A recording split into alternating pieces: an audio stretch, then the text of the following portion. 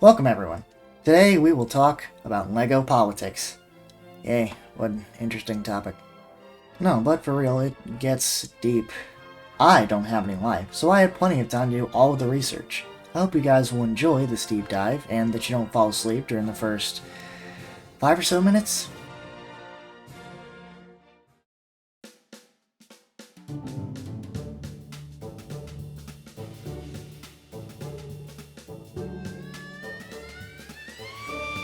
We all know studs. They're the main currency in the LEGO games. It's what you collect, spend, use to unlock things, and 100% LEGO games. You could argue that they're the most important part of the games. But wait, what's this? A green bill?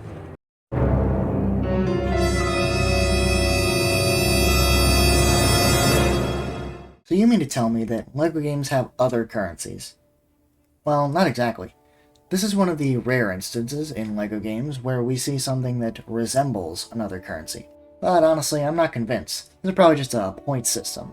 You know, like how shops give you points for every purchase, and after a few you get a free thing or two or a discount just to get you hooked into shopping there. The green bill? It's basically the point system for the ice cream truck of the LEGO games. And we see that ice cream truck in other cutscenes in LEGO Indiana Jones 2. And we even see it in LEGO Clone Wars. That means this ice cream truck is a universal constant for LEGO games, at least for next-gen LEGO games like LEGO Indy 2, Harry Potter, and Clone Wars. So we now know that there are other currencies, but let's get back to the main topic, the value of the stud. Alright, here's what I'm going to do. I'm going to boot up a new save in LEGO Indiana Jones 2 and try to collect as many studs as I can within a 30-minute time span. I'll do the same thing in LEGO Lord of the Rings for comparison.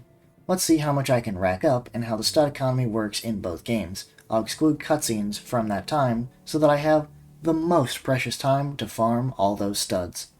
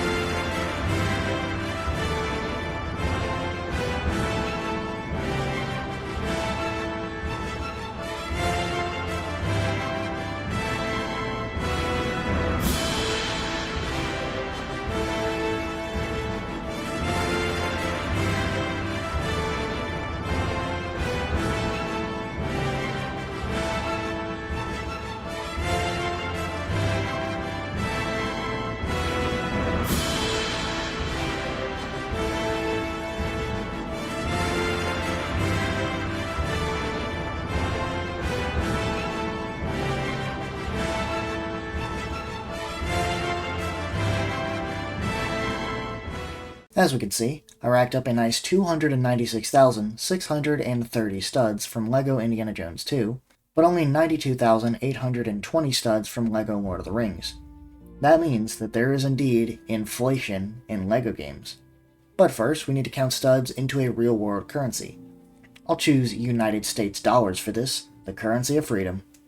For our control group, we'll be using the salary of your average working Texan. So, as we can see, we need a little more data. How old is Indiana Jones during Kingdom of the Crystal Skull? And a better question is, who really worked in LEGO Lord of the Rings? One stage we're playing as Isildur, the next we're playing as Frodo, and the third we're playing as both Frodo and Aragorn.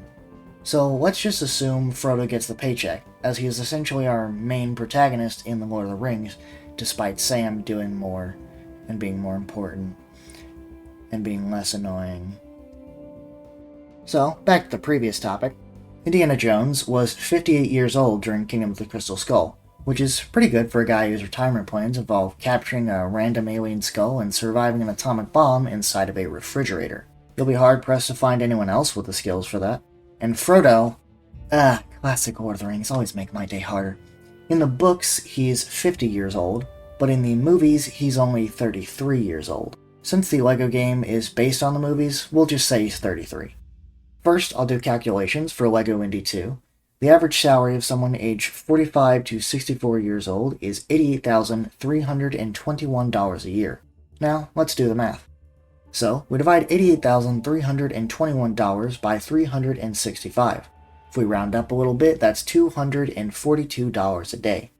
Now let's divide that by 16, as there are 16 30-minute periods in an 8-hour shift, and 1 hour has 2 sets of 30 minutes. I know. Big discovery. I'm pretty smart.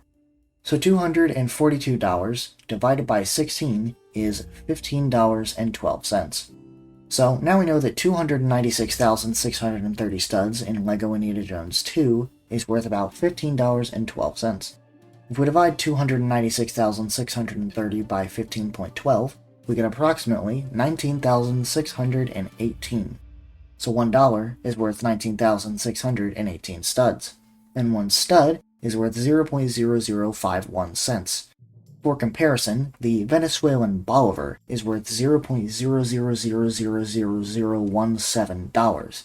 So LEGO Indiana Jones 2 has a better economic situation than Venezuela. But don't tell that to Nicolas Maduro, we don't want to make him sad. Now for LEGO Lord of the Rings. People aged 25 to 44 earn an average salary of $77,881 a year. So let's do the same calculations as we did with Indy's case. First, divide 77,881 by 365. We round that up to get about $213, and then we divide it by 16 to get $13.31 every 30 minutes, or $26.62 an hour. So, let's divide 92,820 studs by $13.31, and we get 6,978.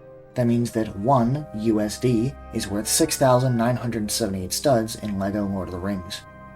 Now, let's see how inflated the stud economy became over the span of these games. Now you might say, wait a minute, Lord of the Rings happens in Middle-earth, a very fictional world, different to our very non-fictional world. And you're wrong, at least probably. According to J.R.R. Tolkien, Middle-earth is very similar, if not the same, as our world, just going back a long time ago.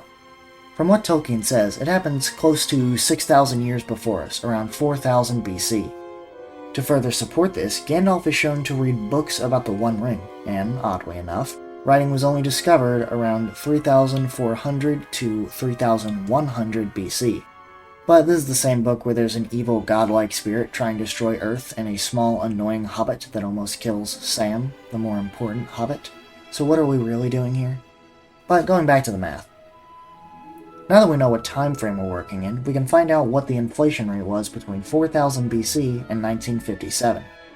To calculate inflation, we need to subtract the new value, 6,978 studs, from the old value, 19,618 studs, then divide that by the previous value, 6,978, and then multiply it by 100.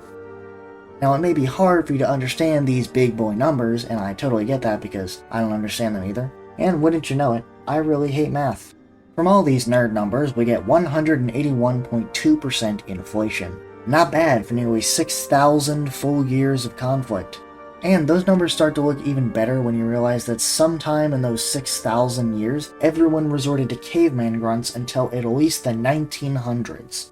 That means that over the course of 6,000 years, the annual inflation rate is about 0.0173% every year.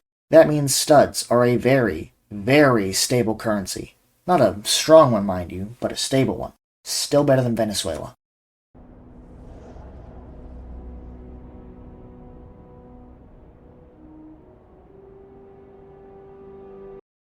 Well, this is an interesting rabbit hole. Here we go. So, our first sort of problem is that LEGO games are licensed by different rights holders. Each game has different stories, themes, kingdoms, and countries. But if we take a good look at all of them, it becomes very clear that they all fall under one group. Every LEGO game is a socialist dystopia. That sounds weird, right? I know, and I'll explain that in just a bit. But first some education on the difference between communism and socialism. So for communism, I will be referring to the version found in this here manifesto, known as Marxism. Marxism is an idea where every factory and workplace gets nationalized, so capitalists, or how Marx loved to call them, the bourgeoisie, wouldn't exploit people working in them. He said that 130 times in the manifesto. Yikes.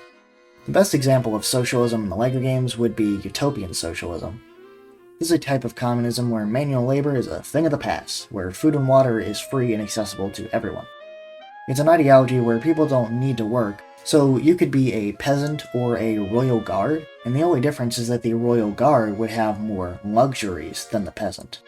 Now that we've taken a quick look at these ideologies, we need to get philosophical for a moment.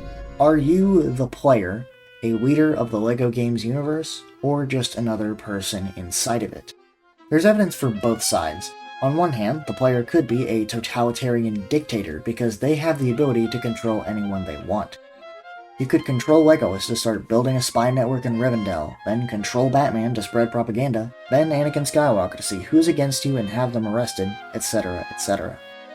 But on the other hand, the player could just be a normal person, and the act of changing characters could be more of a metaphor for everyone being equal.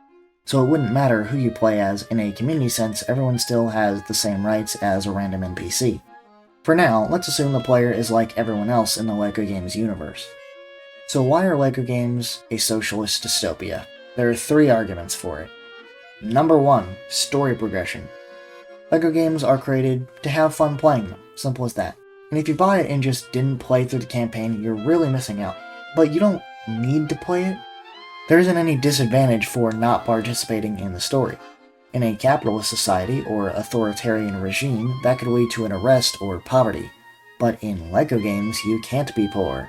You always get free food and water, and you don't need a single stud to survive, and this perfectly goes to my next point. Number 2, you don't need money. LEGO games are very utopian. You don't need money to survive, even better, you don't need food and water to survive. Try to survive without food and water in real life, and comment how long you lasted. Quick warning, do not try that, you won't get far. There isn't any punishment for not doing anything. You can choose to be inactive for as long as you want, and nothing will change for you. You can heroically save the Ark from Nazis, but all you gain from that is studs, and when everything is free, who needs them? Yeah, you can buy extras, vehicles, and characters with them, but these things are luxuries that you don't need to survive. Number 3. Everyone is equal. As mentioned previously, LEGO games present a world where everyone is equal, whether you're an NPC in Edoras or the player controlling Indiana Jones. In LEGO games, everyone receives the same rights. They all have food and water, even though they aren't necessary for survival, and they live their lives however they choose without restrictions. There's no discrimination or class system. However, a bad thing about this equality is that there is no reward for being better. If everyone is the same, everyone is the same. Whether you've saved the world from destruction or you've done nothing at all, you end up with the same outcome. The only thing you gain are studs, which aren't entirely useless, but they only give you things you don't necessarily need. Essentially, there's no material benefit for achieving greatness, and no consequence for not doing anything. It's a world where effort isn't required to survive, and everyone enjoys the same level of comfort no matter their actions. But there's still a second option. What if you, the player, are an all-powerful leader? Number 1. Absolute control over characters. In most LEGO games, the player has near total control over every character.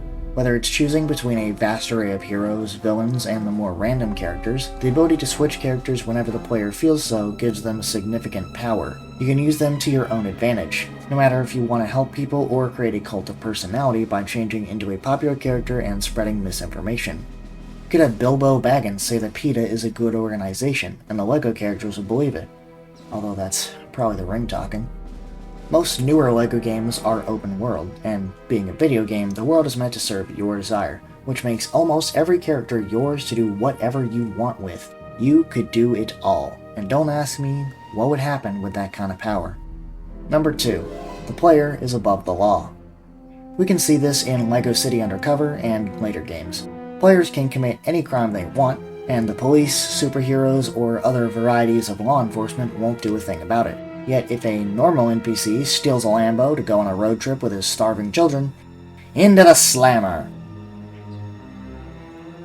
So if the player is above the law, that means that not everyone has the same rights, and that means that it isn't a true utopia where everyone is equal. It means that there's a one authoritarian or totalitarian dictator. At this point it leans more on your playstyle, but it's more of a totalitarian type. Stalin all over again. Number 3. Slavery. Welcome back to 1783. Take this one with a grain of salt, because you could call it slavery or you could call it recruitment.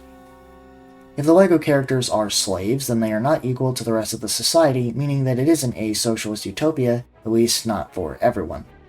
I would say they're more like recruits, which can help you when you need their help, but then you get into the same argument about absolute control over characters. So yeah, take it as you will, but for me it's more akin to recruitment than outright slavery. Now, there are arguments for classless socialist utopias and arguments for totalitarian socialism. I would say that LEGO games are kind of a mix of utopian socialism, but when the people don't like their dictator, it's bye-bye Jimbo, off to the Shadow Realm with you, and they get themselves a shiny new dictator. At least he doesn't have a cult of personality, like these two guys with cool mustaches from the 1940s.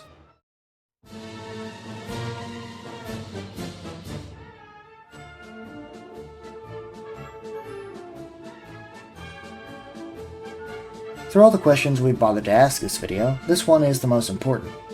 Are LEGO games socialist utopias with a dictator because the developers of TT Games loved the idea of communism? Maybe because they thought utopian socialism was the best ideology. Or, and this is just spitballing, they're Russian spies. Well, actually, it's nothing like that, at least I hope so. Do you remember when you were a child, and the world seemed so fair, colorful, and friendly? You believe that everyone is equal, and you can achieve everything without any problem. Sadly, we grown-ups do have problems, and half of these problems lie in capitalism. I believe that TT Games tried to capture this feeling in the LEGO games. They tried to show that these games are just kids playing with Legos, having fun, creating their own stories, because in a kid's eyes, the world is simple. So, that's my theory. Do we have any proof of that? Nope. Do we have any proof that TT Games employees aren't Russian spies? Nope.